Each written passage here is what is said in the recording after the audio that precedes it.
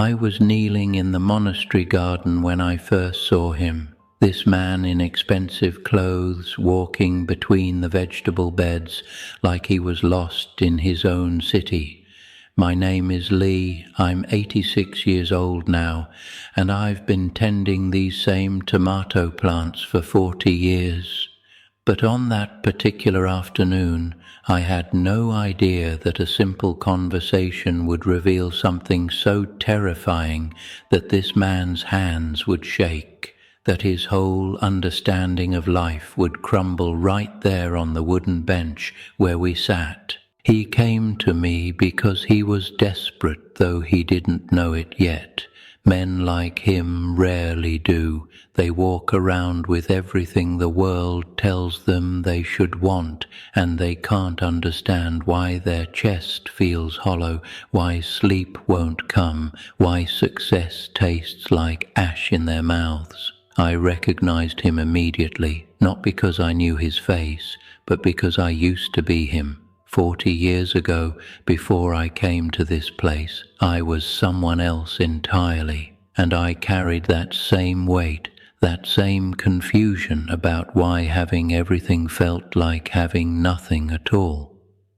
When he finally spoke, his voice was sharp with accusation. "You seem happy," he said, and the way he said it made happiness sound like a crime I was committing against him personally.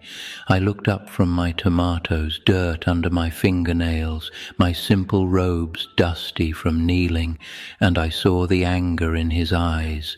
Not anger at me, really, but at the universe for breaking some promise he thought it had made. "Do I asked, standing slowly because my knees aren't what they used to be. "What makes you think that?" He gestured around us, frustrated, almost frantic. "You have nothing, no career, no achievements, just these plants and this quiet life. And you're at peace." "How? I have everything. The corner office, the house in the right neighborhood, the respect, the family, and I wake up every morning feeling like I'm suffocating." We reached the old wooden bench overlooking the valley, and I sat down, patting the space beside me. He sat stiffly, like even resting was something he had to do perfectly. The sun was beginning its descent, painting everything in shades of gold, and I turned to look at him directly. "You're not miserable because you want more," I said quietly. "You're miserable because you've been living your entire life like happiness is something you have to earn, like it's waiting for you at the end of some very long checklist. And if you just work hard enough, sacrifice enough, prove yourself worthy enough, one day you'll finally be allowed to feel it." I watched his face change, watched something crack in his expression. "Every morning you wake up," I continued, "and you realize you're still not there yet, still not enough, still haven't done the thing that finally makes you worthy of peace, and you've been running this race for so long that you've forgotten it has no finish line." He opened his mouth to argue, to defend himself, to explain all the reasons why his life required this constant striving, but I held up my hand. "Let me tell you what I see when I look at you," I said. "I see a man who's been running so hard toward some imaginary destination that he forgot to notice he's alive. You think happiness is a reward, a prize you win for being productive and successful and useful enough. But happiness isn't something you achieve, it's something you allow, and you've been standing in its way your entire adult life." The sun was sinking lower now, and I saw tears forming in his eyes. "I don't know how to do that," he whispered. "I don't know how to just allow it." His voice broke on the words, and I felt the familiar ache of recognition. I'd said those exact words once, in a different garden, to a different teacher. "Of course you don't," I said gently. "You were taught that everything worth having requires suffering, that rest is laziness, that enjoying the moment is irresponsible. You were taught that you're only as valuable as your productivity, that love must be earned, that peace is something you get to experience later after you've sacrificed enough of your life to deserve it. I told him then about my own life before I came here, about being a successful man in the city, about the wife and children I barely saw, about the partnership at the law firm that was supposed to make everything worthwhile, about my youngest daughter asking me why I never smiled at home, why I saved all my warmth for strangers and clients, but had nothing left when I walked through our front door.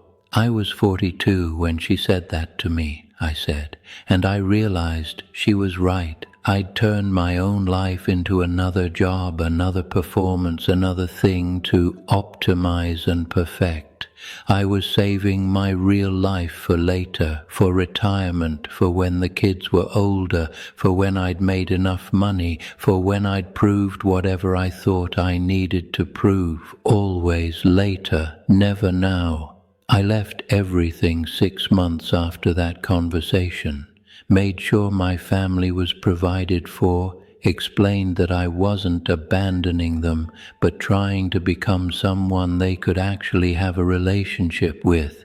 My colleagues thought I was insane. My father told me I was throwing away everything he'd worked to give me, but I came here because I finally understood something that terrified me. I was teaching my children how to suffer, I told this man sitting beside me. Every day, through my example, I was showing them that life is meant to be endured rather than experienced, that love is something you fit in around the real work of proving yourself, that peace is a luxury you earn after decades of sacrifice, and I understood that if I didn't change, they would grow up to be exactly like me, successful, respected, and profoundly, devastatingly unhappy.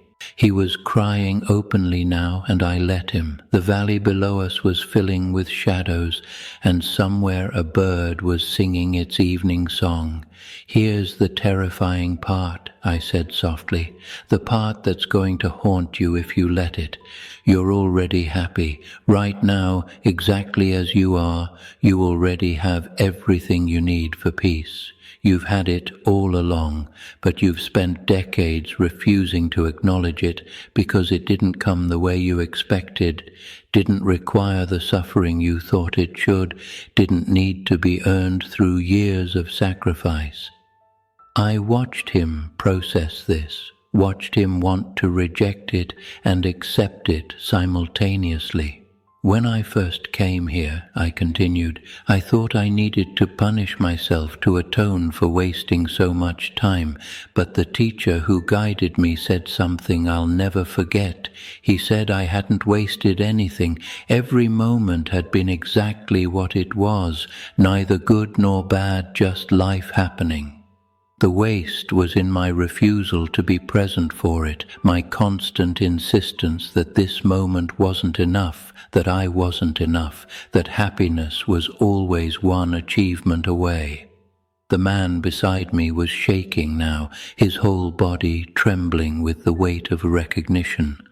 "So what do I do?" he asked, his voice barely above a whisper. "How do I stop?" I smiled, and I meant it. "You already have," I said. "The moment you asked the question, you stopped running. Now you just have to stay stopped. You have to wake up tomorrow and notice that you're breathing, that the sun came up, that you're alive, and that's enough. Not because you earned it, not because you deserve it, but because it simply is." We sat there as the stars began to appear, and I told him about my first year here, how I'd tried to turn even meditation into another competition, another thing to master and excel at, how an older monk had found me exhausted in the temple at midnight and asked me a simple question: "Are you trying to earn peace, or are you trying to notice that you already have it?" That question broke me open, I said, because I realized I'd been doing the same thing with everything in my life, treating existence like a transaction, like I had to pay for the right to be alive, to be loved, to be at peace. And the cruelty of that belief is that the payment is never enough. There's always one more thing to achieve, one more standard to meet, one more way you fall short. I told him about learning to wash dishes as a form of meditation, about spending an entire afternoon watching a spider build its web, and understanding more about patience than any book had ever taught me. I told him about the slow, painful, beautiful process of learning to be alive without constantly justifying my existence. The saddest part of my old life, I said, wasn't the stress or the long hours or even the distance from my family. It was that I genuinely believed I was doing the right thing. I thought my sacrifice meant something, that my suffering was noble. I never questioned whether the people I loved actually wanted my sacrifice, or whether they just wanted me to be present and at peace. When he finally stood to leave, the moon was rising over the valley. He turned to me and asked one more question. "Do you ever regret it, leaving everything behind?" I thought about it honestly before answering. "I regret that I waited so long," I said. "I regret the years I lost, the moments I missed, the version of myself I inflicted on the people I loved. But coming here, learning to be alive, that's the only thing I've ever done that didn't require regret." He drove away that evening, and I went back to the garden. I didn't know if he'd listened, didn't know if anything would change for him. You can't force someone to wake up from a dream they're still invested in believing. All you can do is tell them the truth and trust that when they're ready, they'll remember. But he came back. A month later, then 3 months after that, then regularly for years. I watched him change slowly, saw him learn what I'd learned, that happiness isn't hiding somewhere in your future, isn't locked behind achievements you haven't unlocked yet. It's here, in this moment, in the simple fact of existing, and the only thing standing between you and it is your stubborn insistence that it can't be this simple, this available, this unconditional. He brought his wife once, his children another time. They sat in this same garden and ate tomatoes right off the vine, and I saw something in his face I hadn't seen that first day. Presence. He was actually there with them, not performing fatherhood or playing a role, just being alive alongside the people he loved. Over the years, he told me about the changes he'd made, how he'd started saying no to projects that didn't matter, how he'd cried with his wife about all the years they'd lost and all the years they still had to recover, how he'd taught his daughter to ride a bike on a Saturday he used to spend at the office, how he'd learned to eat dinner without checking his phone, to kiss his wife like he meant it, to show up for conversations instead of mentally reviewing presentations. And every time he visited, I reminded him of the same thing. "You're already there," I'd say. "There's nowhere to get to." It confused him at first, but eventually he understood. This moment right here is the destination, not some future achievement or milestone. Just this, breathing, being, allowing yourself to exist without constant justification. I'm 86 now, and I don't have much time left. My body is failing in the ways bodies do, and I've made my peace with that. I'll die in this garden probably, hands in the dirt, tending these tomato plants that have taught me more about life than any philosophy ever could. And I'll die knowing that I spent the second half of my life actually living it, fully present for the extraordinary, ordinary miracle of being alive. That man still visits, though he's old himself now. His wife passed a few years ago, and he sat with me in this garden and told me that the last decade of their marriage had been worth all the earlier ones combined. Not because those years were easier or happier in some conventional sense, but because he'd finally been present for them. "You gave me that," he said. "You showed me how to come back." But I didn't give him anything.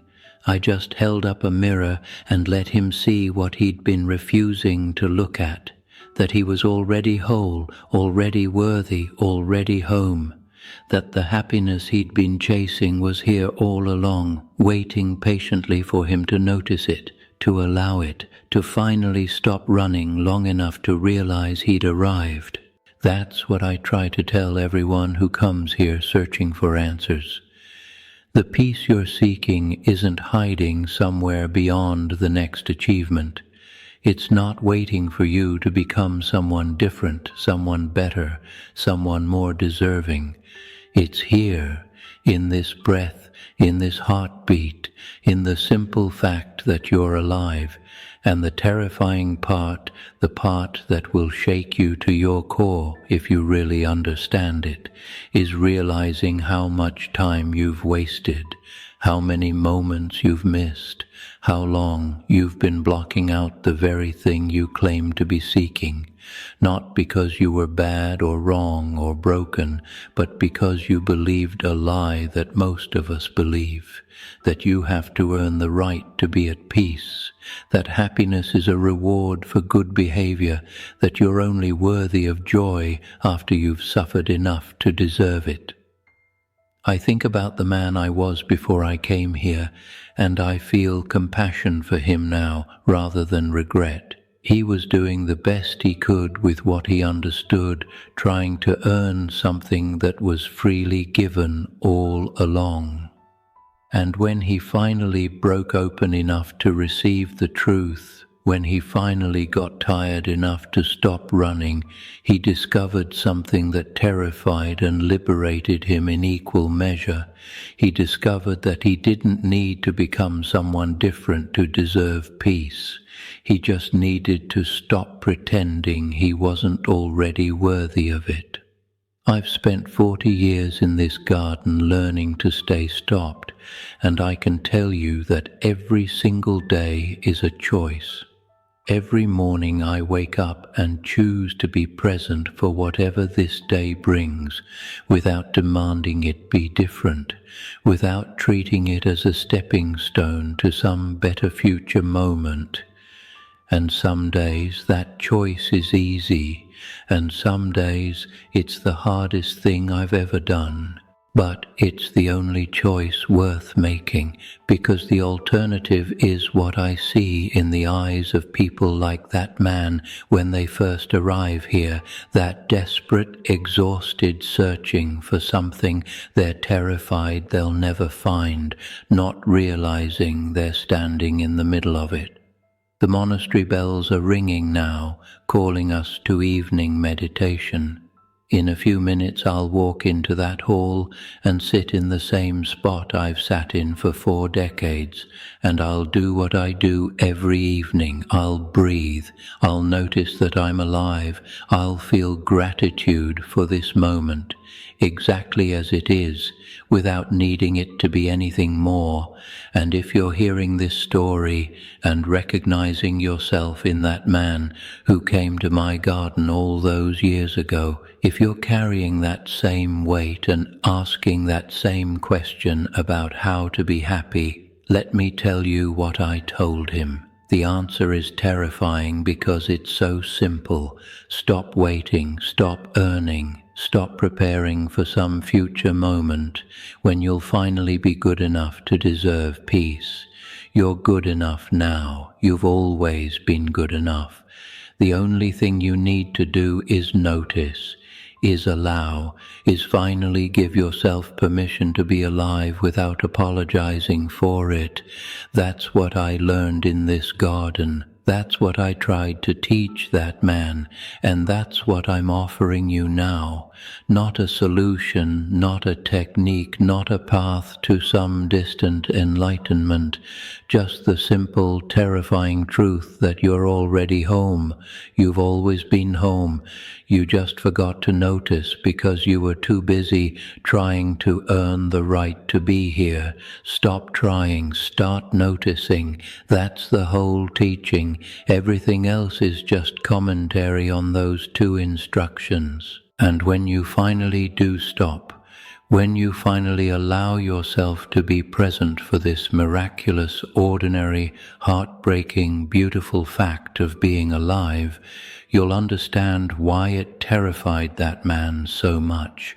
Because you'll realize how much time you wasted, how many moments you missed, how long you've been blocking out the very thing you claim to be seeking. But you'll also realize something else. You'll realize that this moment, right now, is your chance to stop wasting time. This breath is your opportunity to come home. This heartbeat is your invitation to finally be alive. I'll die soon, probably in this same garden where I told that man the truth that changed his life.